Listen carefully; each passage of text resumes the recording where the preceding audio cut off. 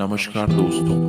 हमारे हिंदू धर्म में कई ऐसे राज हैं जो शायद ही लोगों को पता होता है। हमारे वेद पुराणों में भगवान के कई रूपों का वर्णन किया है, लेकिन कुछ लोगों का यहाँ एक सवाल उठता है कि भगवान तो निराकार होता है, ना कि साकार। साकार रूप में तो सिर्फ इंसान जन्म लेते हैं और अच्छे कर्म और सेवा करने की वजह से उन्हें लोग भगवान का दर्जा देते हैं, परंतु वे ईश्वर नहीं होते हैं, क्योंकि ईश्वर तो निराकार है।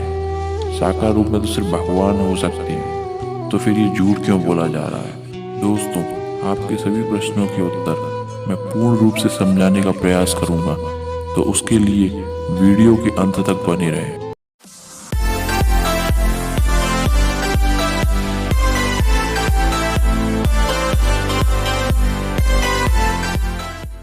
दोस्तों, लोग कहते हैं कि हम हिंदू भक्त बहुत भोले होते हैं, तो हमें कोई भी झूठ बोलकर अपनी बातों में फंसा सकता है। लेकिन दोस्तों, उन्हें नहीं पता है कि हम भोले नहीं हैं, सिर्फ भगवान को पाने के लिए पूर्ण रूप से तैयार रहते हैं। दोस्तों, क्रिकेट के भगवान सचिन तेंदुलकर, हमारे गुरुओं को भगवान का दर्जा दिया जाता है।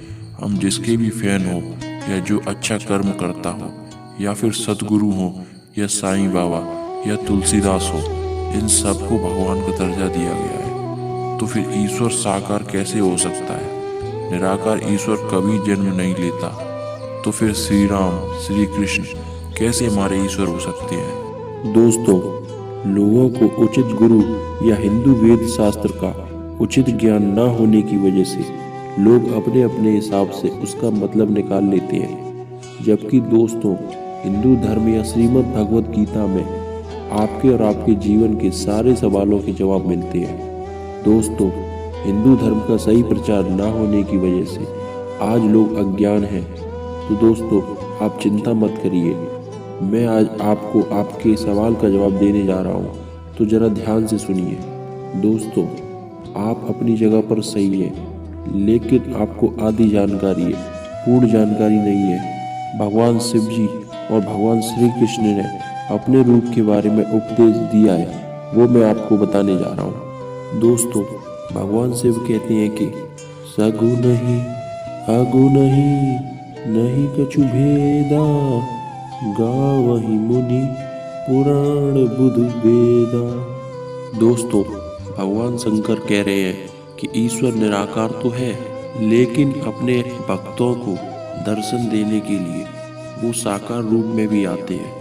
जो व्यक्ति ईश्वर के निराकार या साकार रूप में भेद करता है, वो बड़ा पापी होता है। अब दोस्तों, श्री कृष्ण के द्वारा कही गई भगवत गीता से भी जानते हैं। श्री कृष्ण कहते हैं कि हे अर्जुन, मैं निराकार भी हूँ और साकार रूप में भी।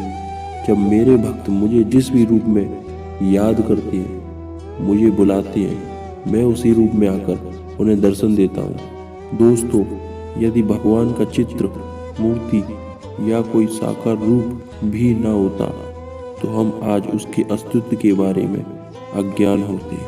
साकार रूप से ही हम उस ईश्वर के निराकार रूप को प्राप्त कर सकते हैं। दोस्तों, हमारा शरीर साकार रूप में है, लेकिन हमारी आत्मा निराकार रूप में है। तो क्या हम हमारी निराकार आत्मा को ध्यान करके देख सकते हैं? बिल्कुल नहीं। ठीक वैसे ही यदि ईश्वर का कोई साकार रूप ही ना होता, तो आज हम ईश्वर से अनजान होते और ना ही उसका चित्र हम अपने मन में, हृदय में आंख बंद करके देख पाते।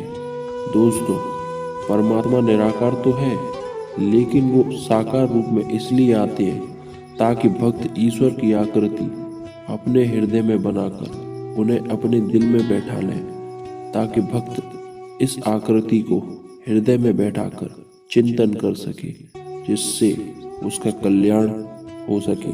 दोस्तों, भक्ति में निराकार रूप से ईश्वर को नहीं पा सकते जब तक भगवान का साकार रूप आपके हृदय में ना हो। दोस्तों, मैं आशा करता हूँ कि आपको आपके सवाल का जवाब मिल गया होगा। यदि अभी भी कोई प्रश्न उठ रहा है, तो श्री कृष्ण की एक बात सुनते जाइए।